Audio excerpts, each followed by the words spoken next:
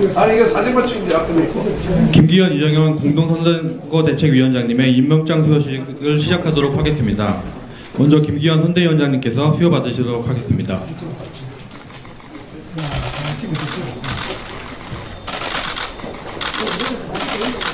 네, 감사합니다. 다음은 이정현 선대위원장 받으시겠습니다.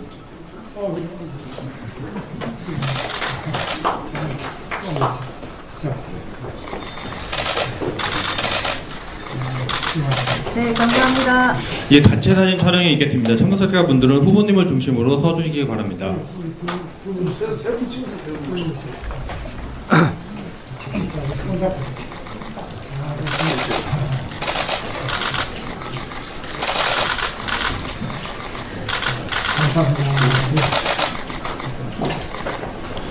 지금부터 회의를 시작하도록 하겠습니다.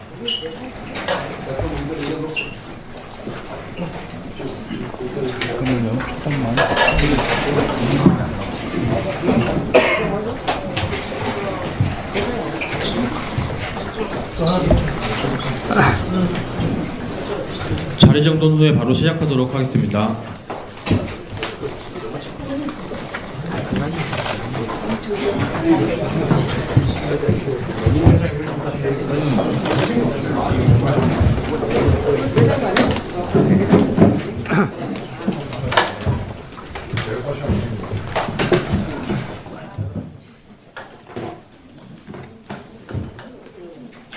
먼저 김문수 대통령 후보님께서 말씀하시도록 하겠습니다.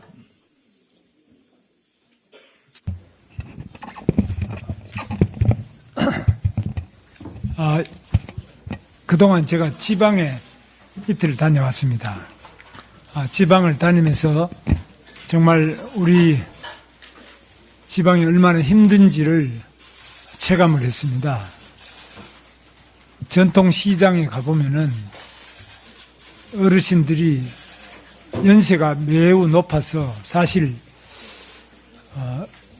소상인이라기보다는 그냥 경로당보다도 더 연세가 높으신 분들이 앉아서 팔을 팔고 계시거나 뭐 미나리, 마늘, 고추 이런 거 팔고 계시는데 한 보따리 사도 10,000원도 안 되는 그런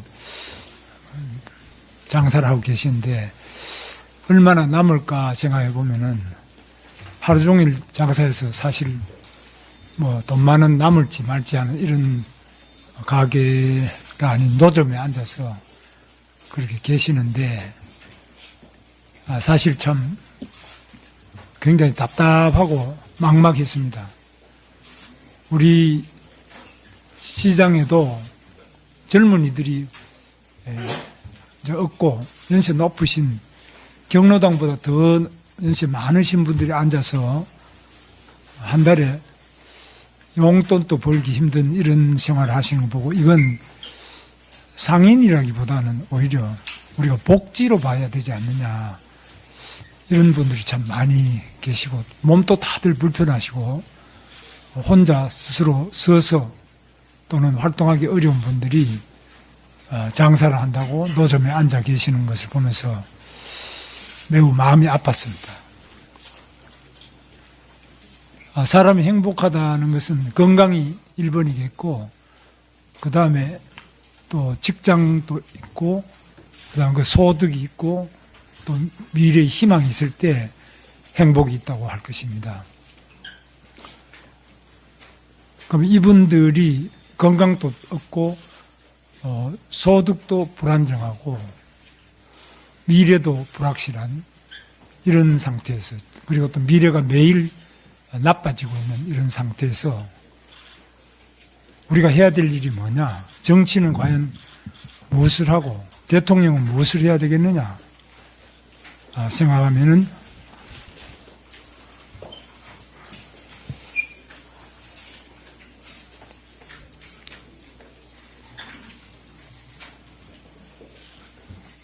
너무나 그 가슴 아픈 우리 현실입니다.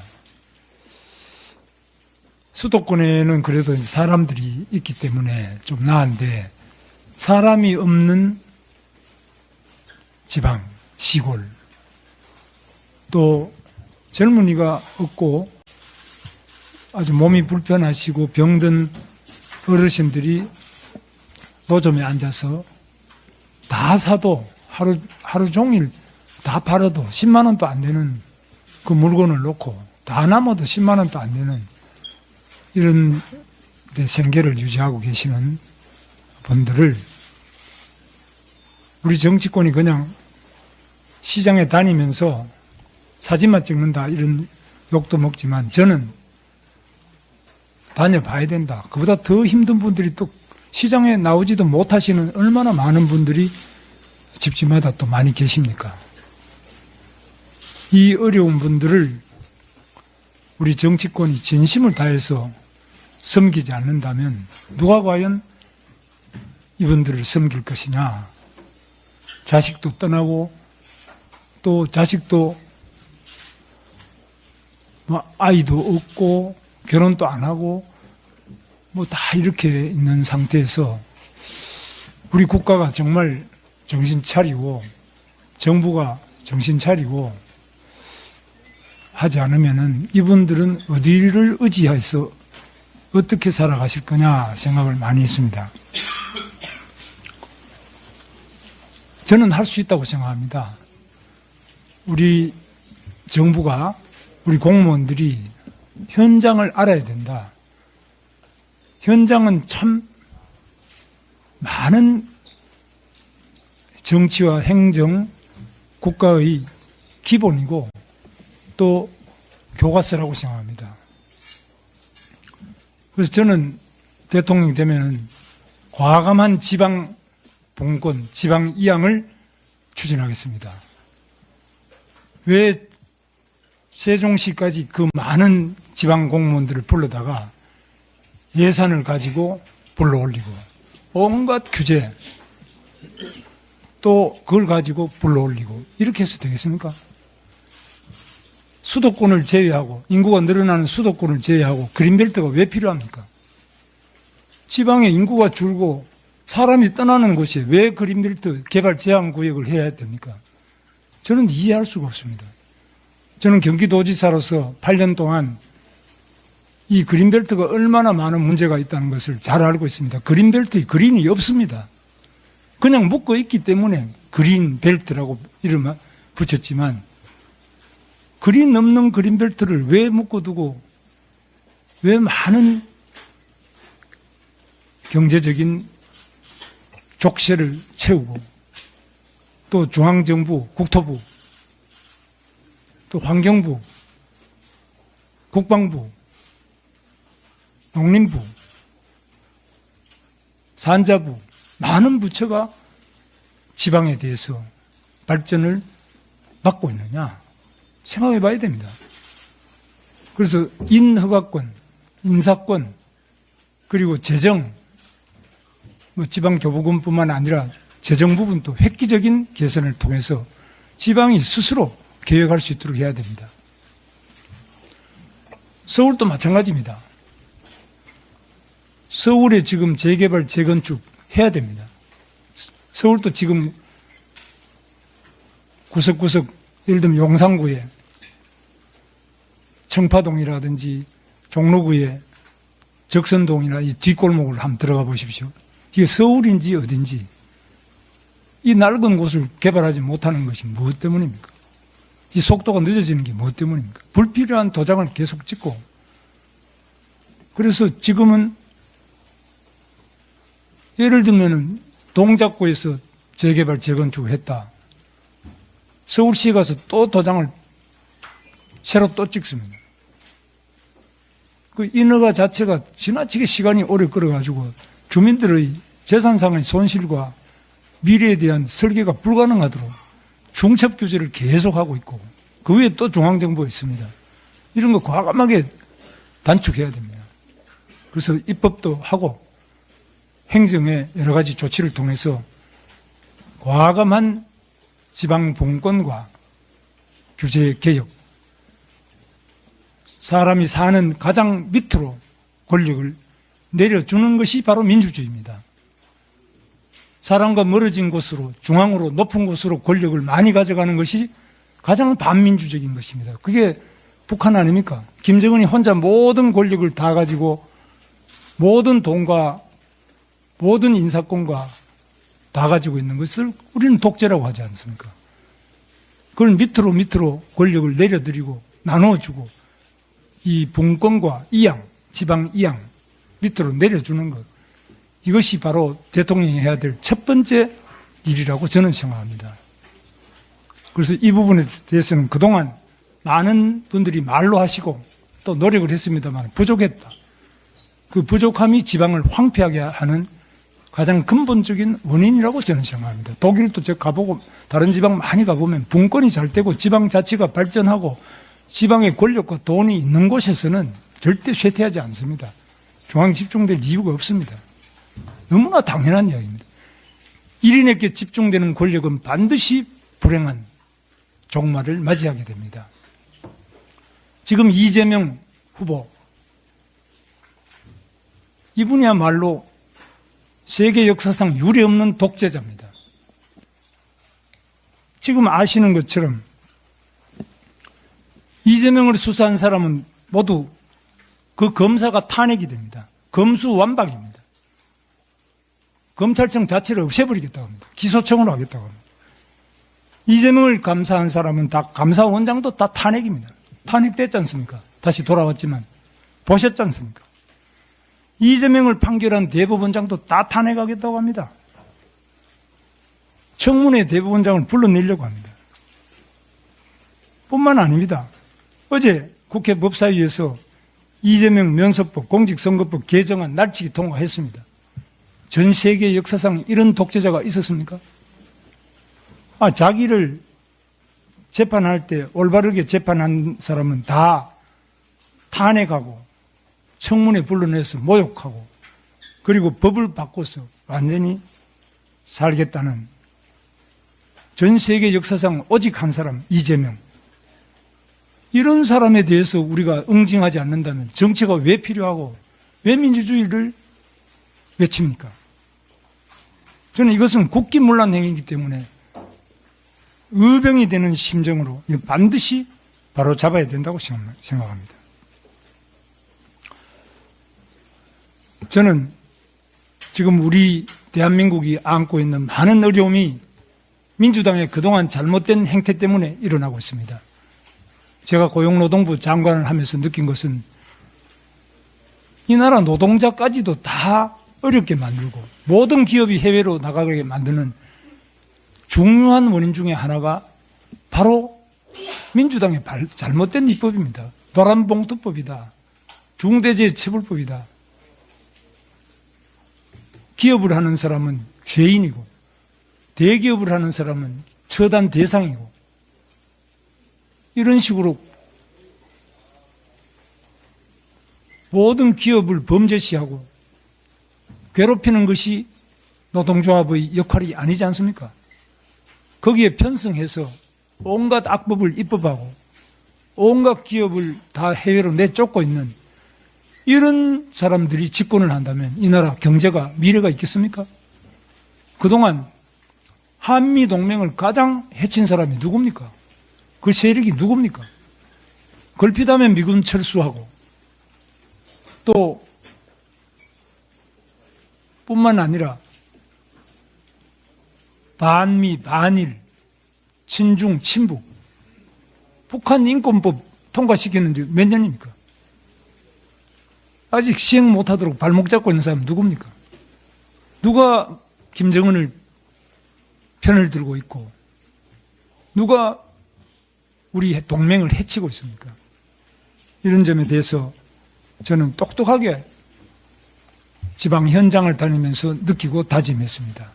우리 국민의 힘이 우리 이번 선거를 물론 필성해야 되겠습니다만 선거를 떠나서 대한민국을 위해서 구국의 심정으로 반드시 이 이재명 방탄 독재를 저지하고 또 이재명의 이 국가 자체를 어렵게 하는 국기문란 행위를 저지시키는 성스러운 전쟁이 바로 이번 선거이고 또 지금 시점이라고 생각합니다. 이상입니다. 다음은 권성동 공동선대위원장 말씀 듣겠습니다. 어제 국회에서 상권 분립은 사망했습니다. 어제는 국회 법사위원장의 의사봉 방망이가 판사의 방망이로 둔갑한 하루였습니다. 민주당이 입법부를 넘어 사법부의 기능까지 직접 다 하겠다고 선언한 사법부 사망 선고일입니다. 어제 여러 가지 법안과 청문회가 국회 법사위에서 진행됐습니다. 피고인 이재명은 무조건 무죄이고 조희대 대법원장은 이재명에게 유죄를 내렸으니 수사한다는 것입니다. 헌법재판소를 대법원의 상위국으로 만들어 사심제로 대법원 판결을 무력화시키겠다는 발상, 대법원에 우리법 연구의 법관들을 대거 투입시켜 판결을 뒤집고 대법원을 장악하겠다는 발상, 피고인 이재명에게 유죄를 내렸다는 이유로 조희대 대법원장을 국회 청문회에 부르고 이에 응하지 않자 특검 수사로 보복하겠다는 발상, 저마다 이재명을 지키기 위해 어떻게 대한민국의 헌법과 민주주의를 파괴할 것인지 아이디어 경쟁이라도 하는 모양입니다. 어제 법사위를 보면서 6월 3일 김문수 후보 대선 승리 필요성을 다시 한번 절감했습니다. 대통령 이재명 못지않게 끔찍한 것은 국무총리 박찬대, 법무부 장관 정청래 시대를 상상하는 것입니다. 이재명의 충성 경쟁에 혈안이 된 홍위병들이 행정부의 완장을 차고 다니는 시대는 상상하기도 싫습니다. 이재명 후보가 방탄조끼를 입고 다니자 민주당에서 망상적인 테러 위협을 거론하며 국민의 불안을 자극하고 있습니다. 사거리가 2km에 달한다는 저격용 괴물 소총이 밀반이 됐다. 작년 이재명 후보 피습에 국정원의 개입이 의심된다. 이재명 후보의 신변에 문제가 생기면 이주호 권한대행의 책임이다처럼 망상에 찌든 음모론을 살포하고 있습니다. 마치 궁예가 마구니를 잡겠다며 아무나 의심했던 것과 다르지 않습니다. 궁예의 관심법이나 민주당의 테러 위협 억지 주장이나 똑같은 중증 망상일 뿐입니다. 저격 소총 밀반입과 관련하여 민주당의 신빙성 있는 제보를 받았다면 카더라식으로 떠들지 말고 바로 경찰에 수사 의뢰하면 됩니다. 그런데 경찰은 관련 제보를 확인하지 못했다고 합니다. 민주당 말대로라면 엄청난 테러 위협인데 왜 경찰에 신고도 하지 않았는지 이해가 가지 않습니다. 또한 걸핏하면 국정원을 음모론 대상으로 소비하는 행태도 그만두어야 합니다. 이재명 후보는 과거 세월호가 국정원 소유라는 괴담을 퍼뜨린 바가 있습니다. 그런데도 괴담 유포를 사과조차 하지 않고 또다시 국정원을 향해 궁예의 철퇴를 휘두르고 있습니다. 오히려 테러는 민주당 인사들이 했던 짓입니다. 미국 대사관제에 방화를 하려고 했던 사람이 민주당 중진 의원입니다. 민간인 고문치사 사건의 주역인 정의찬이 이재명 후보의 특보를 지냈고 민주당 공천까지 도전했습니다. 이처럼 테러리스트는 민주당에 있습니다. 이런 정당이 테러 대응 TF까지 만들어서 호들갑을 떨면서 음모론을 살포 중입니다. 정말 가소롭습니다.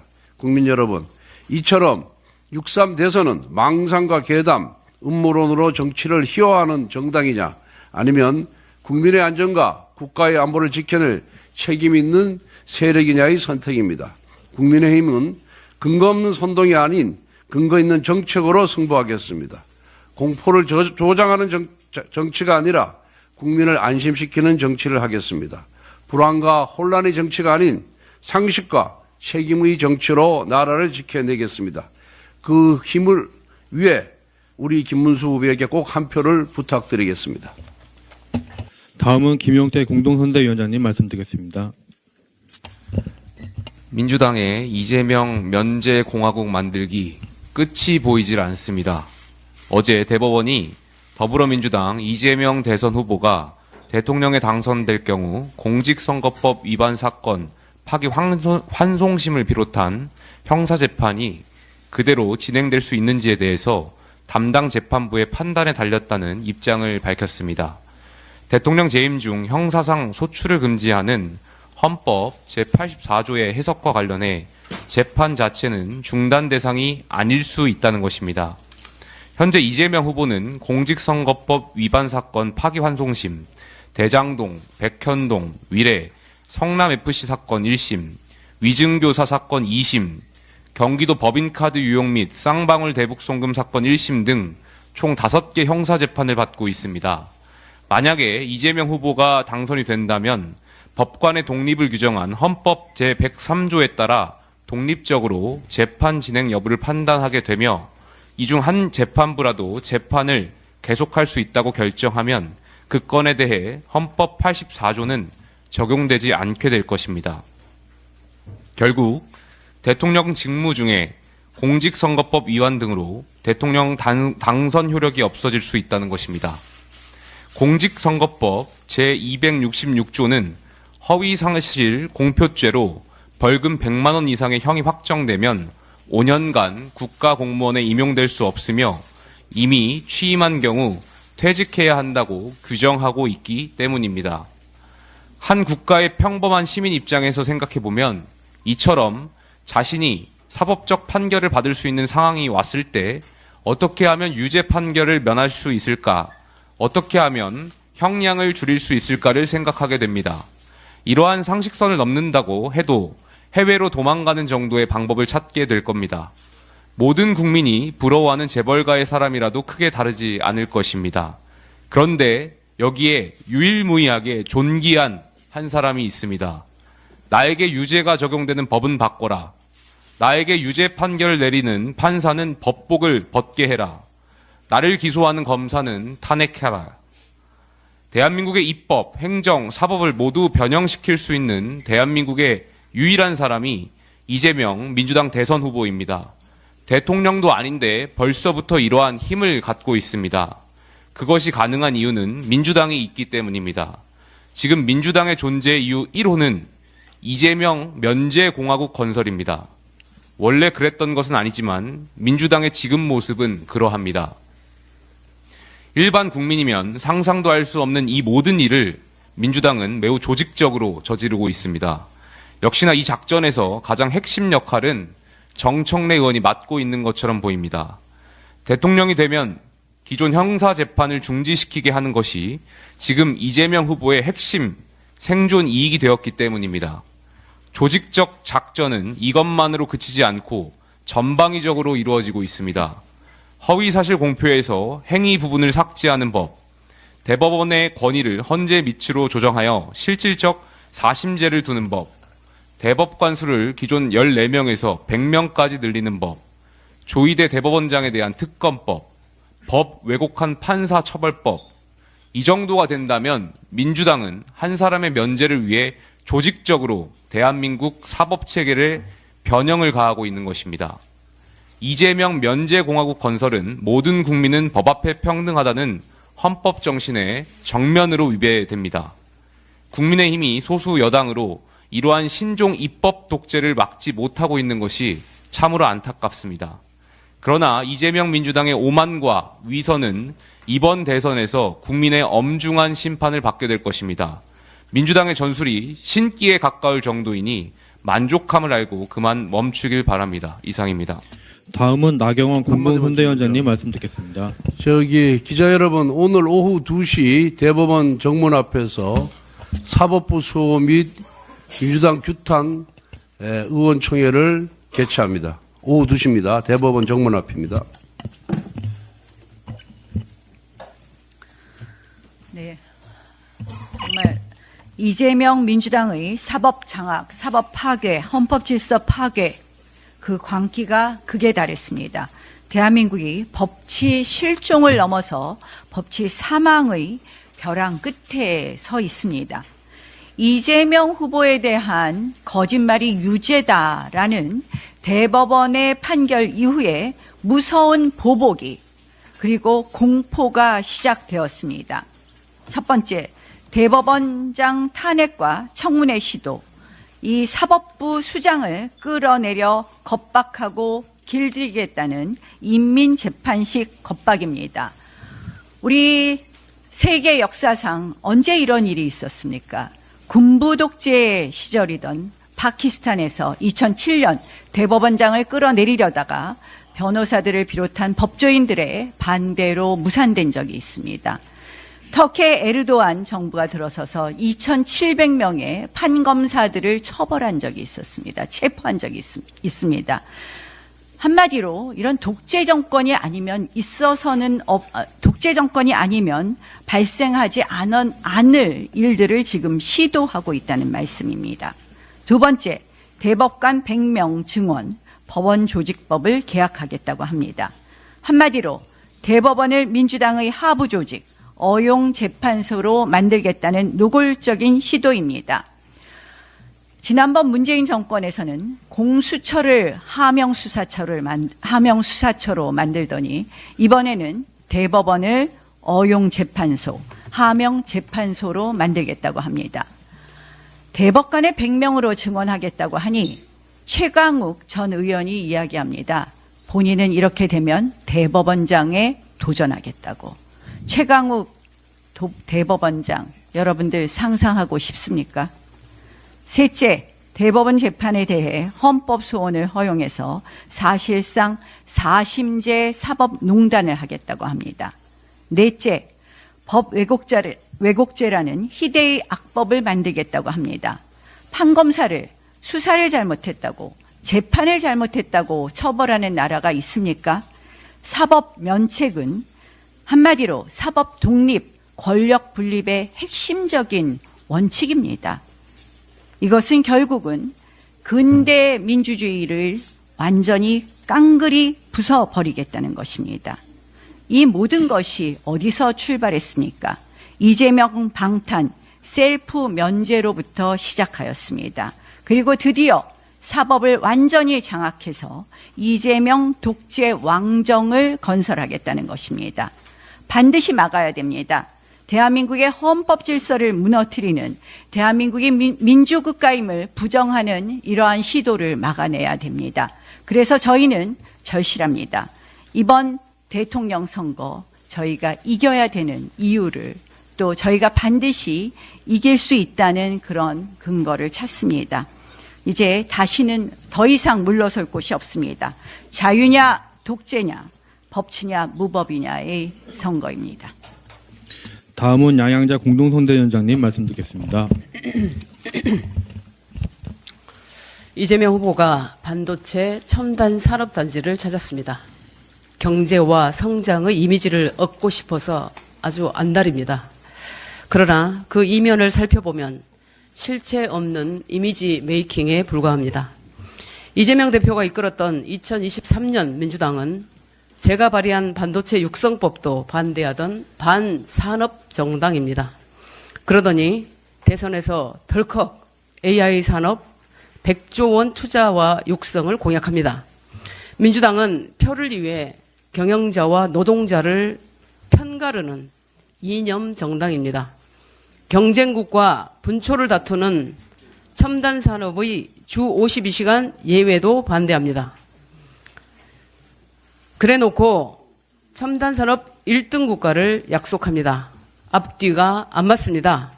김문수 후보와 이재명 후보 모두 경기도지사 출신입니다. 김문수 지사는 경제도지사, 일자리 도지사였습니다.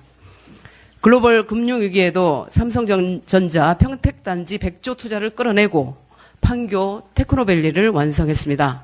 해외 투자 23조, 일자리 87만 개를 만들었습니다. 이재명 지사 어떻습니까? 나눠주기 도지사, 퍼주기 도지사였습니다.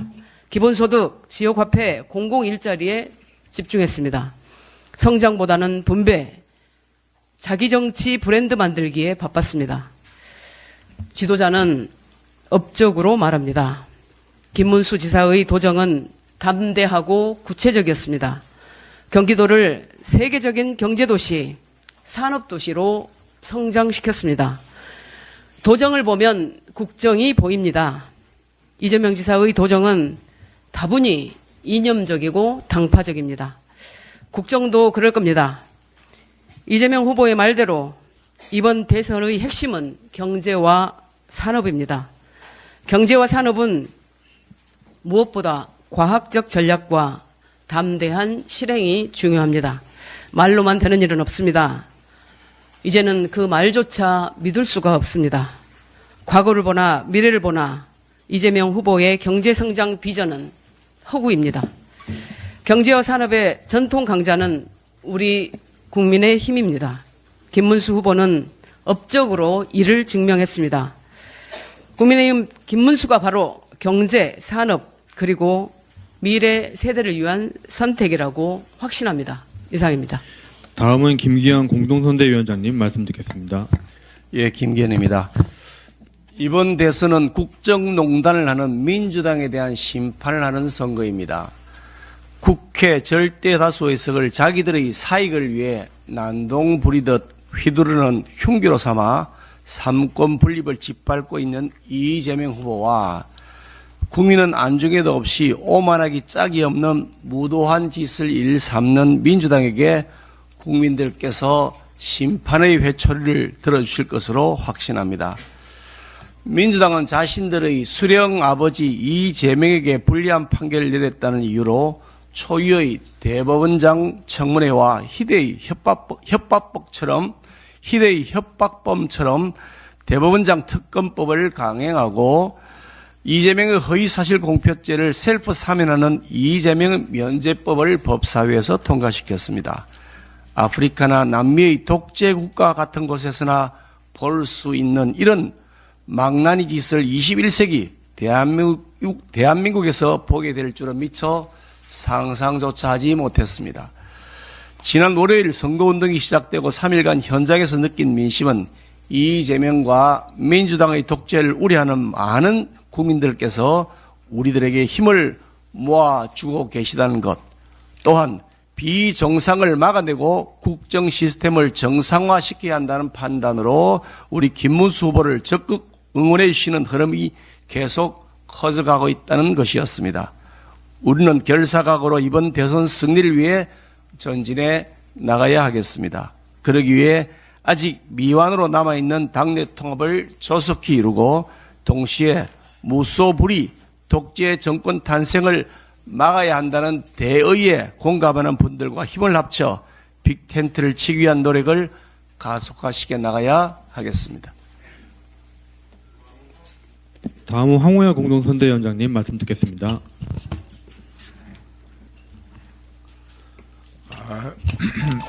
민주당은 우리 국민의힘이 자빠질 것이다. 그러면 우리는 그대로 이길 것이다. 이렇게 자만하고 있습니다. 그러나 국민의힘은 전당대회에서 선출된 후보가 취소된 결정에 대하여 당원들이 뒤에서 지켜보고 또 이를 바로잡을 것이라는 것을 미처 생각지 못했습니다. 이에 따라 당 지도부는 즉각 당원의 뜻을 수용하고 비대위원장께서는 모든 책임을 지고 물러나셨고 또 우리 한덕수 후보께서는 직접 김문수 후보를 찾아와서 서로 껴안고 위로하여 혼란을 단번에 잠재웠습니다. 국민의힘은 당원이 주인이고 국민의 뜻을 받드는 민주정당임을 잘 보여준 사건이었습니다. 김문수 후보는 출생부터 가장 낮은 곳에서 출발하여서 민주화 투쟁 속에 성장하고 역전의 역전을 거듭하여 오늘의 사상과 신념을 이루어냈습니다.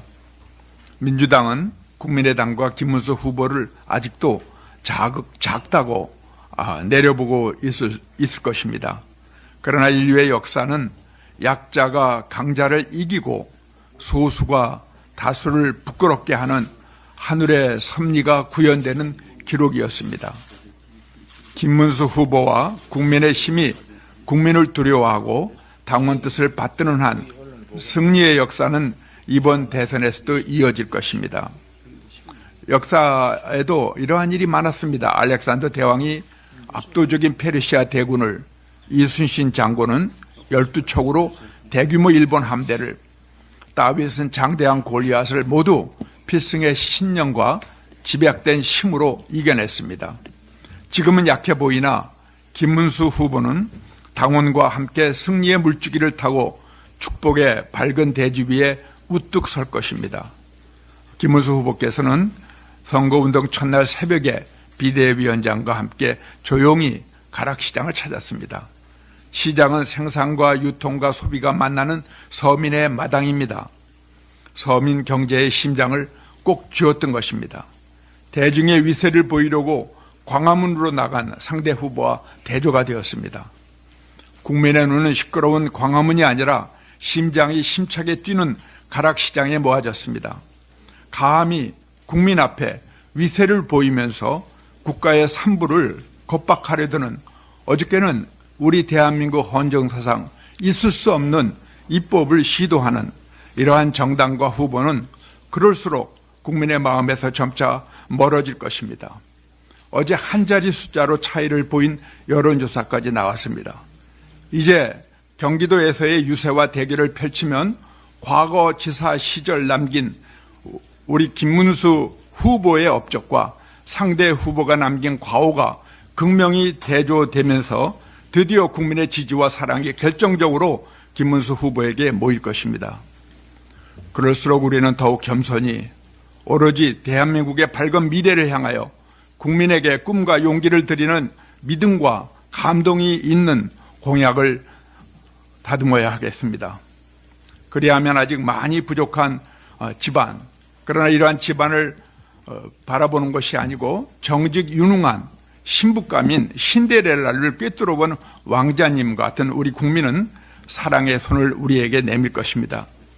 존경하는 국민 여러분, 김문수 후보는 진정한 신데렐라입니다. 많이 사랑해 주시기 바랍니다. 다음은 이정현 공동선대위원장님 말씀 듣겠습니다. 저는 5가지를 우리 내부적으로 제안하고 싶습니다. 첫째,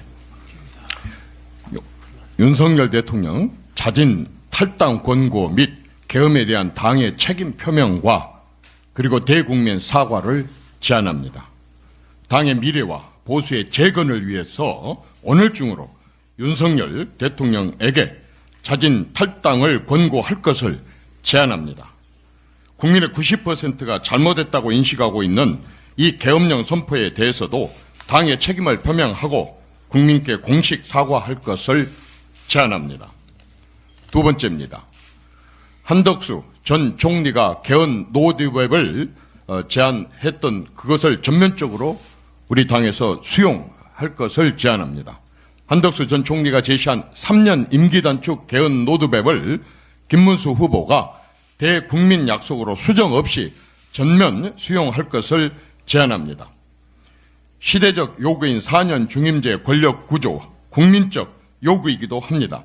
개편과 권력 구조, 4년 중임제 권력 구조 개편과 견제, 균형, 분산의 실질적인 출발점이 되게 해야 합니다. 이번 대선이 60 헌법 수호 세력 대 70 헌법 개헌 연대 세력 간의 선택이 되도록 해야 합니다. 세 번째, 이준석 전 대표에 대한 공식 사과와 징계 취소, 복권, 당 개혁 선언을 제안합니다. 이준석 개혁신당 대표는 과거 우리 당 대표로서 2차례 전국 단위 선거를 승리로 이끌며 개혁 정치를 실천해온 인물입니다. 그럼에도 불구하고 사실상 출당과 같은 결과에 이른 점에 대해서 비대위원장 명의로 미안하다, 우리가 잘못했다고 공식 사과하고 비대위의 의결로 징계 취소와 복권을 단행할 것을 제안합니다.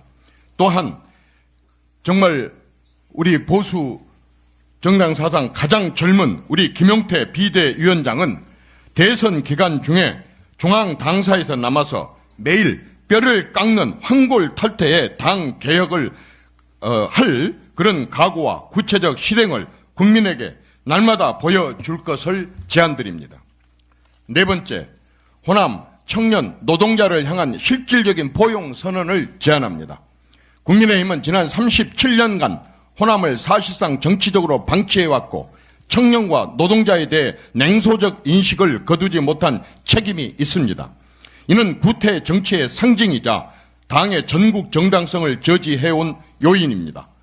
김문수 후보가 직접 호남 출신 인사를 사실상 집권하게 된다면 국정의 런닝메이터로 삼겠다고 지명하겠다는 약속을, 그리고 또 한 번 약속을 하고, 또한 우리 전체 인구의 절반이 넘는 45세 이하 청년 인사들에게 정무직, 예산, 정책의 50%를 할애해 시대 교체와 세대 교체를 실현할 것과 또한 경영인 및 노조 대표들과 분기별로 매 1회 정례적인 소통을 약속해 주실 것을 제안드립니다.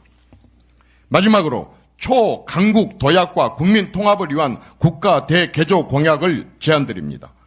김문수 후보께서 대통령에 당선된다면 새로운 대한민국 건설을 목표로 삼고 초강국 도약과 국민 통합을 선명하게 약속해 주실 것을 제안합니다. 이를 위해서 4만 불 시대에 지금 경제 패러다임을 전면 대전환하고 7만 불 시대를 준비하는 국가 대경제 전략을 수립할 것과 국정 전반을 책임 장관제로 업그레이드 할 것, 그리고 한반도를 둘러싼 국제 환경을 재정립하고 지방 소멸, 저출산, 고령화 등과 같은 국가 1급 재앙을 이런 고령화 등을 국가 1급 재앙으로 규정하고 이에 대한 근본 대책을 수립하겠다는 비전을 함께 천명해 주실 것을 제안합니다. 이상입니다.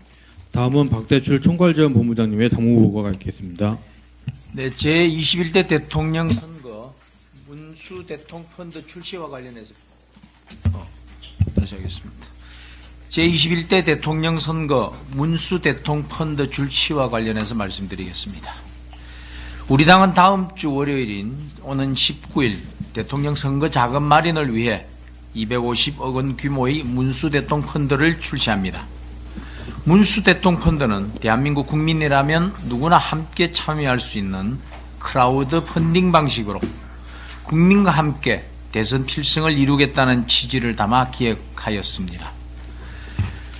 국민의힘 김문수 후보는 민주화운동 보상금 10억 원을 수령하지 않는 것만 해도 알 수 있듯이 어떤 후보보다도 깨끗하고 청렴한 정치로 국민의 두터운 신뢰를 받아온 후보입니다. 펀드 참여에 대한 자세한 내용은 당 홈페이지와 문수 대통령 펀드 공식 홈페이지에서 확인 가능하며 전용 상담센터도 개설하여 누구나 손쉽게 참여할 수 있도록 하였습니다. 참여해 주시는 모든 분들께는 원금의 적정 이자를 더해 8월 중순경 상환해 드릴 계획입니다.